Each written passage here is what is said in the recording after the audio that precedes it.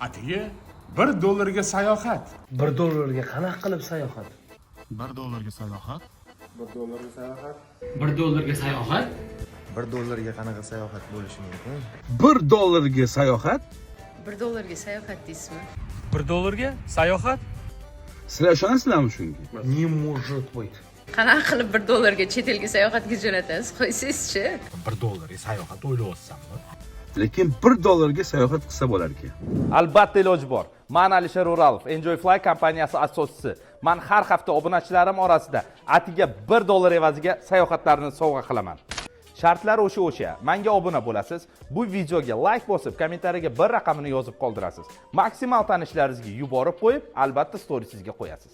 Va albatta profilimdagi barcha postlarda aktiv bo'ling. Bu sizning yutish imkoniyatingizni yanada oshiradi.